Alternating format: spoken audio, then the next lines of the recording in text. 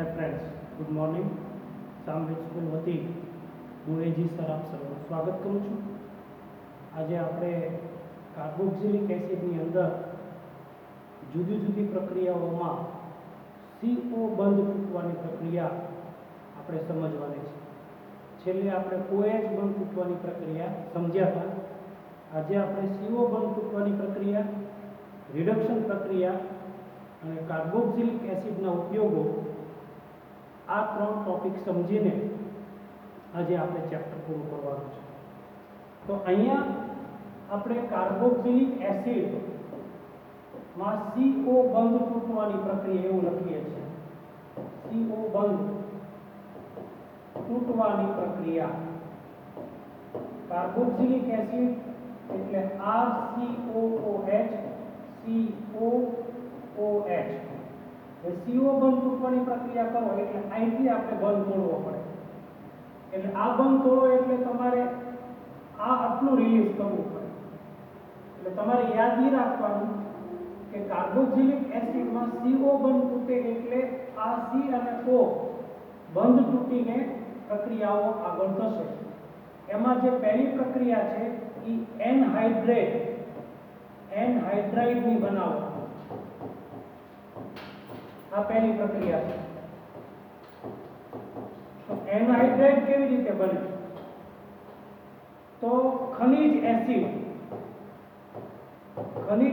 એટલે કોણ? તો કે H2SO4 અથવા HCl નો ઉપયોગ કરવામાં આવે એટલે એને ખનિજ એસિડ કહેવાય। અને આખી પ્રક્રિયા નિર્જળીકરણ છે એટલે પાણીનો અણુ દૂર થાય એટલે આ નિર્જળીકરણની પ્રક્રિયા પણ કહેવામાં આવે છે। રાતા ફોસ્ફરસની હાજરીમાં પણ પ્રક્રિયા નિર્જળીકરણની થાય છે। તો બે કાર્બોક્સિલિક એસિડના અણુ લેવાના, R C double bond O અને OH। આ એક કાર્બોક્સિલિક એસિડનો અણુ છે। પછી બીજો કાર્બોક્સિલિક એસિડનો અણુ લઈએ આપણે OH ને ચોપડી પ્રમાણે અહીંયા ગોઠવીએ, બરોબર। આ એટલે આપણે CH3 લઈએ એટલે અહીંયા H3C। પછી વત્તા બીજો એક કાર્બોક્સિલિક એસિડનો અણુ લઈએ એટલે કાર્બન સાથે અહીંયા OH, અહીંયા ડબલ બોન્ડ O અને અહીંયા CH3। એટલે મેં બે અણુ લીધા CH3COOH ના, એટલે કે ઇથેનોઇક એસિડના બે અણુ લીધા મેં। હવે શું થશે? તો કે અહીંયા આપણે નિર્જળીકરણ કરવાનું છે એટલે ખનિજ એસિડની હાજરીમાં પ્રક્રિયા કરવાની છે। ખનિજ એસિડ કયા વાપરવા એ મેં તમને કહી દીધું છે। અને નિર્જળીકરણની પ્રક્રિયા એટલે H2O દૂર થશે। તો આપણે અહીંથી H2O આવી રીતે દૂર કરીએ, આ H2O છે, આ H2 અને O, તો આપણે જવાબ શું મળે? તો કે H3C એટલે H3C। પછી એની આરે કાર્બન સિંગલ બોન્ડ, પછી એક O છે, પછી આ H અને OH વ્યાઈ ગયા એટલે આ બંધ સીધો O સાથે જ બને એટલે O સાથે આ કાર્બનનો બંધ, અહીંયા CH3 અને ડબલ બોન્ડ O, આ કાર્બનનો ડબલ બોન્ડ O આ કાર્બનનો। આ રીતે આપણને ઇથેનોઇક એનહાઇડ્રાઇડ નિપજ મળે। ઇથેનોઇક એનહાઇડ્રાઇડ નિપજ છે ઈ આપણને એસિડ એનહાઇડ્રાઇડ, આને ટૂંકમાં કહેવાય એસિડ એનહાઇડ્રાઇડ। એસિડની અંદર ઇથેનોઇક એસિડ હોય, પ્રોપેનોઇક એસિડ હોય, બ્યુટેનોઇક એસિડ હોય, કોઈ પણ પ્રકારનો એસિડ હોય છે। એટલે એસિડ એનહાઇડ્રાઇડ બનાવવા માટે કાર્બોક્સિલિક એસિડના બે અણુ લેવા પડે। કાર્બોક્સિલિક એસિડના એક અણુ એટલે કે ઇથેનોઇક એસિડના બે અણુ લીધા। ઇથેનોઇક એસિડનો એક અણુ, આ ઇથેનોઇક એસિડના બે અણુ લીધા આપણે। આ ઇથેનોઇક એસિડનો એક અણુ છે અને ઇથેનોઇક એસિડનો બીજો અણુ છે। બે ઇથેનોઇક એસિડના અણુ લીધા, H2O બે અણુમાંથી આપણે દૂર કર્યા એટલે આપણે ઇથેનોઇક એનહાઇડ્રાઇડ મળ્યો। એટલે આપણે એસિડ એનહાઇડ્રાઇડની બનાવટ આવું આપણે જવાબમાં લખી શકીએ। તો અહીંયા આપણે એવું સમજ્યા કે એસિડ એનહાઇડ્રાઇડ બનાવવા માટે બે અણુ ઇથેનોઇક એસિડના લીધા, ખનિજ એસિડ જેવા કે HCl અથવા H2SO4 ની હાજરીમાં પ્રક્રિયા કરી, નિર્જલીકરણની પ્રક્રિયા કરી, આપણે પાણીનો અણુ દૂર કર્યો અને પાણીનો અણુ દૂર કર્યા પછી જે વધ્યું એ મેં ડ્રો કર્યું ચોપડી પ્રમાણે, તો આપણને ઇથેનોઇક એનહાઇડ્રાઇડ નિપજ મળી. એટલે આખી પ્રક્રિયા ઇથેનોઇક એનહાઇડ્રાઇડ બનાવવાની પ્રક્રિયા થઈ. આ એક પ્રક્રિયા આપણે સમજ્યા. હવે આપણે બીજી પ્રક્રિયા સમજીએ છીએ, કાર્બોક્સિલિક એસિડનું એસ્ટરીફિકેશન. એસ્ટરીફિકેશન એટલે કે એસ્ટરીકરણ.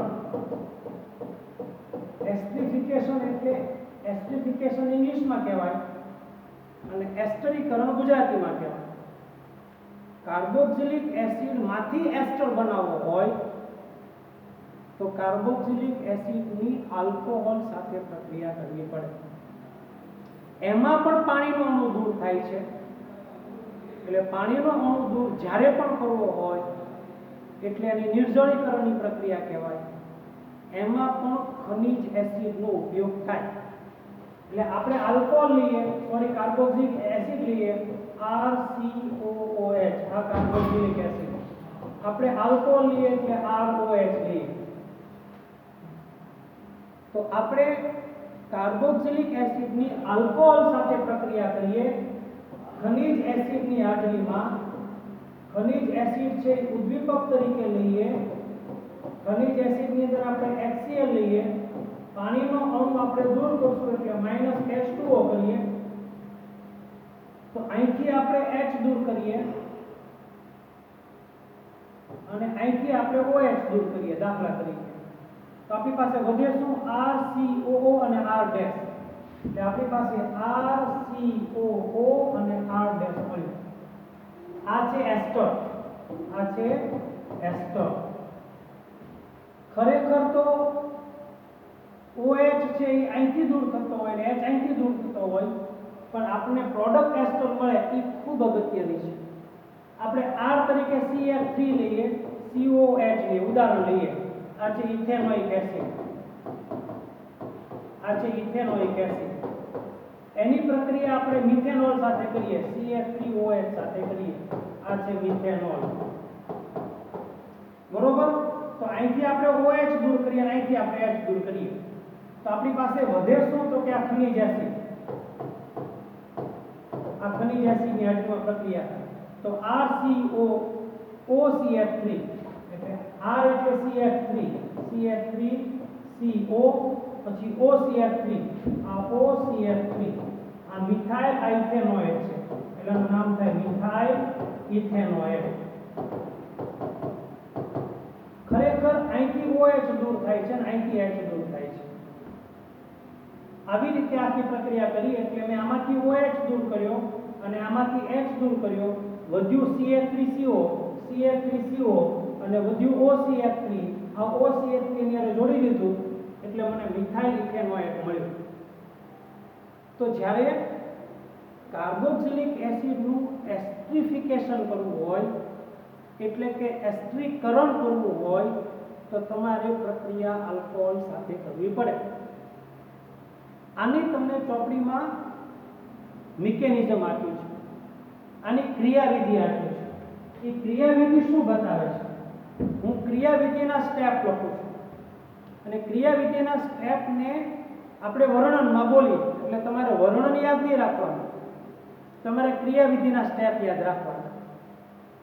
તો ક્રિયાવિધિના સ્ટેપની અંદર આપણે કાર્બોક્સિલિક એસિડ લઈએ, અહીંયા લખું છું ક્રિયાવિધિ. એને ઇંગ્લિશમાં કહેવાય મિકેનિઝમ. તો RC ડબલ બોન્ડ O અને OH. આ પ્રક્રિયા પ્રતિવર્તી પ્રક્રિયા હોય. અહીંયા આપણે પ્રોટોનની હાજરીમાં પ્રતિવર્તી પ્રક્રિયા કરીએ તો આ કાર્બોનિલ છે, આ કાર્બોનિલ છે, એનો ઓક્સિજન સાથે આ પ્રોટોન જોડાઈ જાય એટલે આપણે પ્રોટોન જોડી દઈએ એટલે RC ડબલ બોન્ડ O આરે હું H જોડી દીધો અને આ OH એનો મળ્યો. એટલે આને કહેવાય પ્રોટોનેટેડ કાર્બોક્સિલિક એસિડ.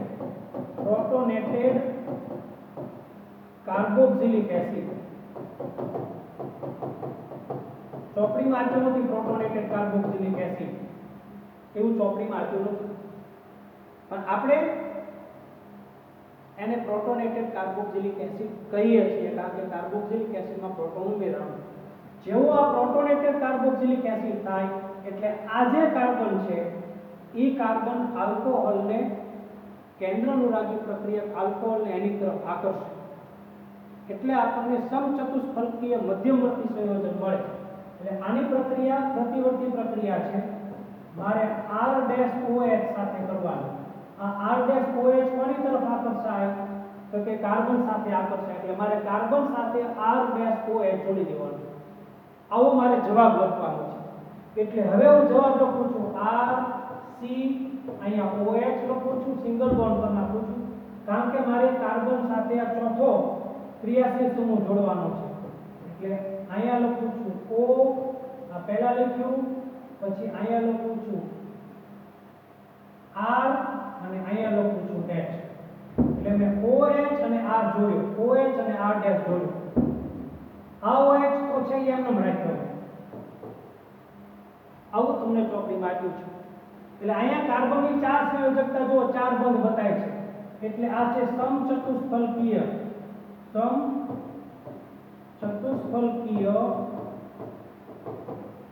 મધ્યમવર્તી સંયોજન.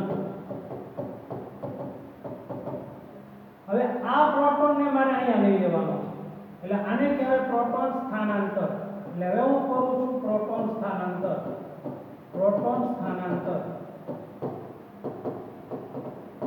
ખાલી અહીંથી H અહીંયા લઈ લેવાનો છે.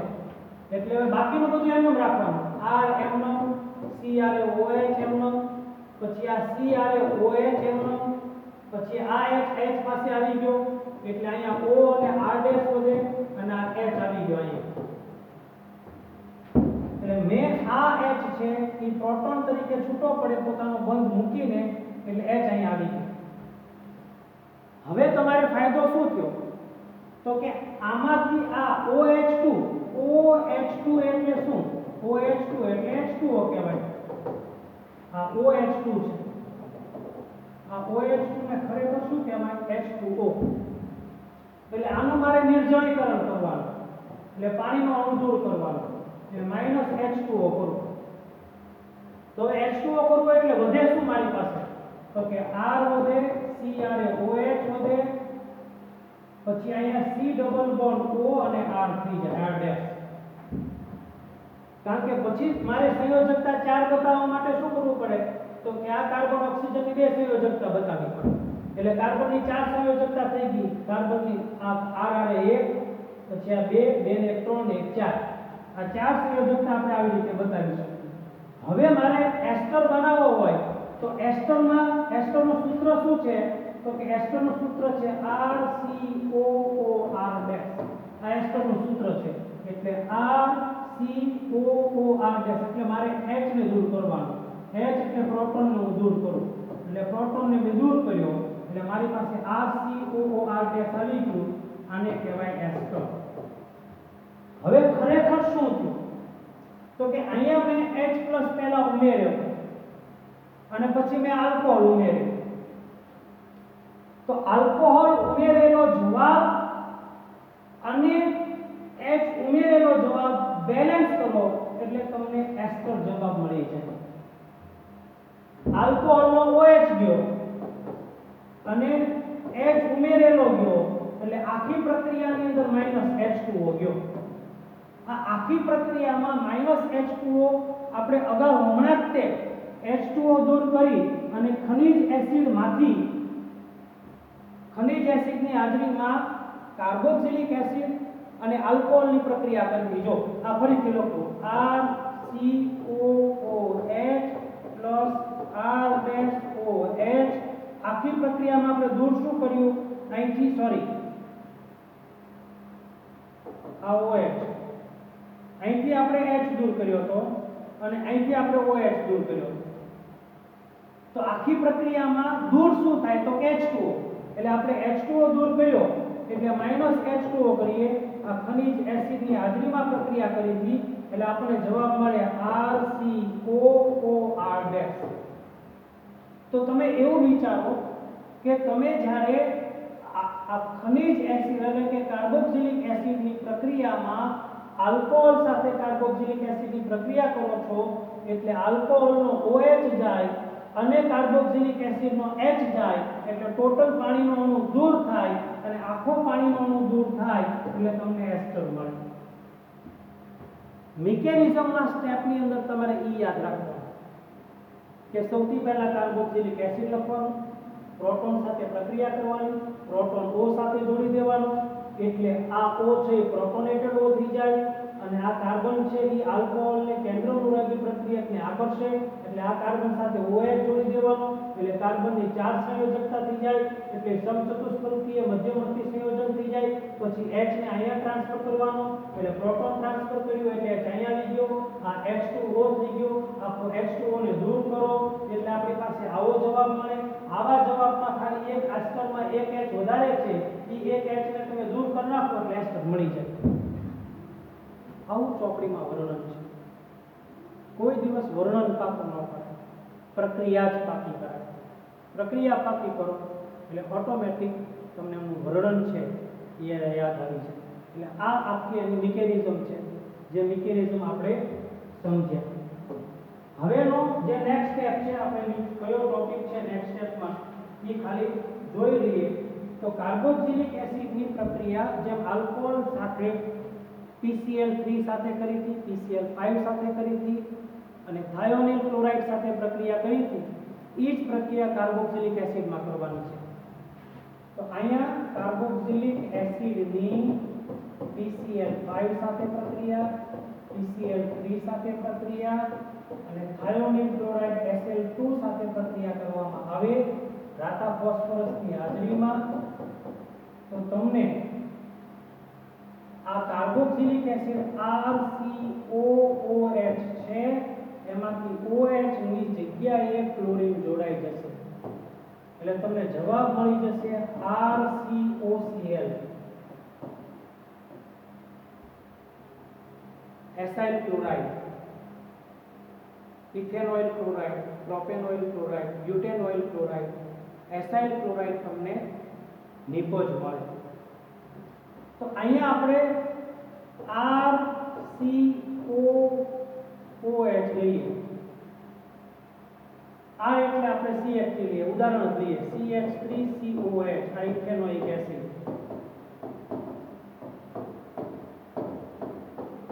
એની PCl5 સાથે પ્રક્રિયા કરીએ, બરોબર. આ PCl5 સાથે પ્રક્રિયા કરી તો આમાંથી એક Cl છે એ અહીંયા OH ને દૂર કરીને જોડાય છે એટલે આપણને CH3COCl મળે. આ છે ઇથેનોઇલ ક્લોરાઇડ. હું ચોપડી કરતા ઉદાહરણ સમજાવું છું. ચોપડીમાં અહીંયા RCOCl લખ્યું છે અને આની બદલે CH3 લખ્યું. હવે વધ્યું શું તો કે એક Cl હજી વાપરો એટલે 5 માંથી 2 ગયા ClH સાથે જોડી દો એટલે HCl થઈ ગયું. એટલે હવે 3 Cl વધ્યા. એ 3 Cl છે એ એક ફોસ્ફરસ અને ઓક્સિજન સાથે જોડાય એટલે વધે POCl3 ફોસ્ફરસ ઓક્સિજન ટ્રાઇક્લોરાઇડ. આ સમીકરણ બેલેન્સ થઈ ગયું. તમારે યાદ નહીં રાખવાનું છે કે OH ની જગ્યાએ એક Cl જોડવાનું એટલે CH3COCl બની જાય. એક Cl આ H આરે જોડો એટલે HCl બની જાય. પછી P વધ્યો, O વધ્યો અને 3 Cl વધ્યા એટલે POCl3 થઈ ગયા. આ રીતે આપણને નિપજ મળે. હવે આપણે PCl5 સાથે પ્રક્રિયા આ PCl3 સાથે પ્રક્રિયા કરીએ. જ્યારે PCl3 સાથે પ્રક્રિયા કરીએ એટલે 3 મોલેક્યુલ લેવલના, હવે હું ચોપડી પ્રમાણે લઉં છું 3RCOOH એની પ્રક્રિયા PCl3 સાથે કરું તો મને જવાબની અંદર શું મળે તો કે 3RCOCl 3RCOCl એટલે 3 Cl છે એ અહીંયા જોડાઈ ગયા.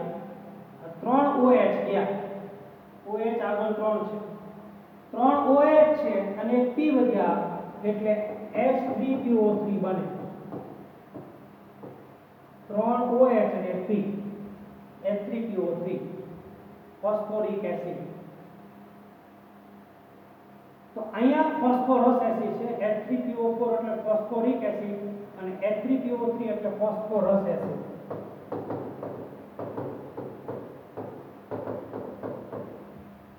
તો આ ચોપડી પ્રમાણે છે. પછી ત્રીજી પ્રક્રિયા આપી છે થાયોનિલ ક્લોરાઇડ સાથે એટલે RCOOH એની SOCl2 થાયોનિલ ક્લોરાઇડ એની સાથે પ્રક્રિયા કરો. તો આપણે એક Cl છે ક્યાં જોડવાનો? OH ની જગ્યાએ. એટલે આપણે જવાબ શું મળે? RCOCl. પછી એક Cl છે આ SO અને O જોડી દો એટલે પ્લસ SO2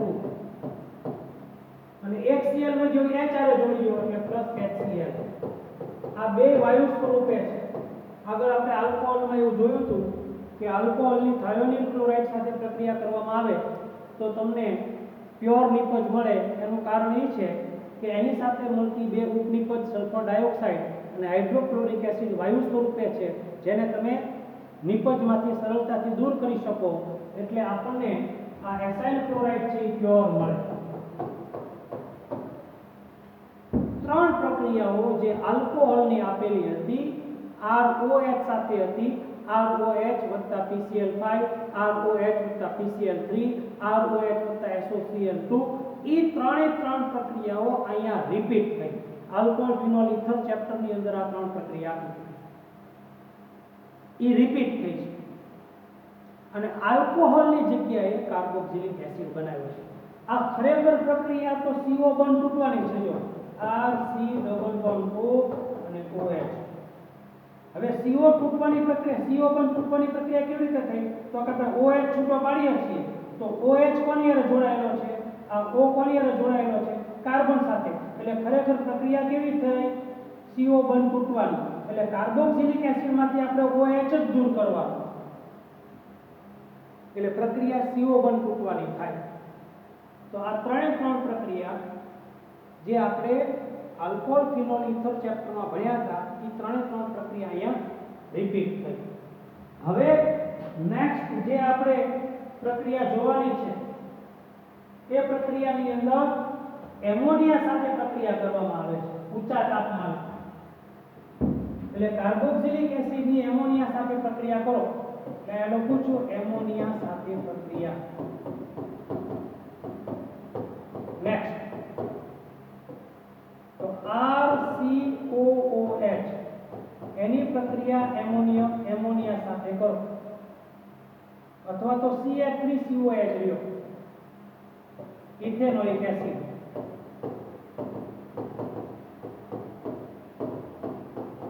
તો NH3 છે એ H આરે જોડાય છે એટલે આપણે જવાબ શું મળે? CH3COONH4. એ પ્લસ થઈ જાય કારણ કે COO એમનો રહ્યા, H આરે NH3 જોડાય એટલે NH4 થઈ જાય. એમોનિયમ ઇથેનોએટ છે, એમોનિયમ ઇથેનોએટ. હવે આનું તમે જળ વિભાજન કરો એટલે નિર્જળીકરણ કરો H2O ઊંચા તાપમાને. એટલે H2O દૂર કરવાનું એટલે અહીંથી બે H દૂર કરો અને અહીંથી એક O દૂર કરો તો આપણી પાસે વધે શું? CH3CO NH2 વધે. NH4 માંથી બે H જાય એટલે NH2 વધે એટલે આપણી પાસે વધે CH3CO NH2. આ છે ઇથેનેમાઇડ. દાખલા તરીકે આપણે એરોમેટિક કાર્બોક્સિલિક એસિડ લઈએ તો અહીંયા લઈએ આપણે COH બેન્ઝોઇક એસિડ લઈએ.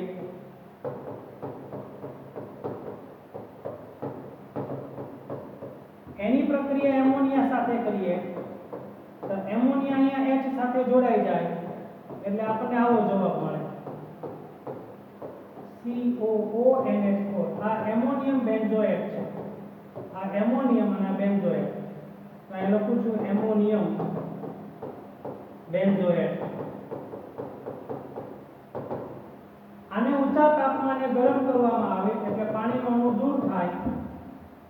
અહીંથી આપણે બે H દૂર કરીએ અને અહીંથી એક આપણે O દૂર કરીએ એટલે બેન્ઝીન રિંગ ઉપર CONH2 વધે એટલે બેન્ઝીનેમાઇડ બને. આ છે બેન્ઝીનેમાઇડ.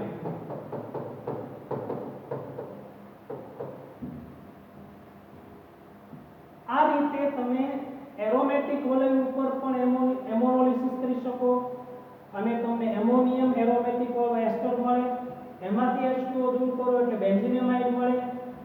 ઇથેનોઇક એસિડમાંથી એમોનિયમ ઇથેનોએટ મળે, એમાંથી પાણીનો અણુ દૂર કરો એટલે ઇથેનેમાઇડ મળે. બહુ સહેલું છે. દાખલા તરીકે આપણે થેલિક એસિડ લઈએ એટલે બેન્ઝીન રિંગ ઉપર બે જગ્યાએ COOH લઈએ. આ છે થેલિક એસિડ. પ બોલાતો નથી, પ સાયલેન્ટ છે. કેમિસ્ટ્રીમાં કેમ કેમિસ્ટ્રી નથી બોલતા, કેમિસ્ટ્રી બોલીએ છીએ. એમાં કેમ ચ H સાયલેન્ટ છે, એમ આને બોલાય થેલિક એસિડ. પથેલિક એસિડ નો બોલાય, તમારી જાણ માટે. હવે એક COH હોય તો એક એમોનિયા સાથે પ્રક્રિયા કરવાની, બે COH હોય તો આપણે બે એમોનિયાના અણુ સાથે પ્રક્રિયા કરવી પડે. ચોપડીમાં એક એમોનિયાનો અણુ આપ્યો છે એટલે એક એમોનિયાનો અણુ અહીંયા જોડાઈ જશે અને એક એમોનિયાનો અણુ અહીંયા જોડાઈ જશે એટલે આપણને જવાબ આવો મળે. આ છે એમોનિયમ થેલેટ COONH4, અહીંયા COONH4. આ છે એમોનિયમ થેલેટ. હવે એક COH હતો તો એક પાણીનો અણુ દૂર કર્યો હતો, બે COH હોય તો બે પાણીના અણુ દૂર કરવા પડે એટલે પાછી ગરમી આપો, અહીંયા હીટ આપો અને બે પાણીના અણુ દૂર કરો તો આપણને થેલેમાઇડ મળે. CONH2 અહીંયા અને અહીંયા CONH2. આ છે થેલેમાઇડ.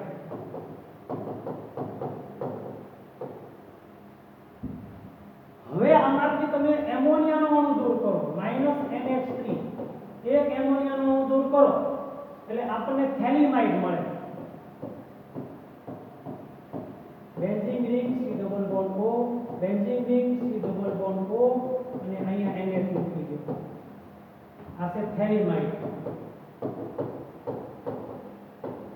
આ અણુમાંથી મેં એક એમોનિયાનો અણુ દૂર કર્યો એટલે એક જગ્યાએથી મેં NH2 દૂર કર્યો અને એક જગ્યાએથી H દૂર કર્યો એટલે ટોટલ NH3 દૂર થઈ ગયા.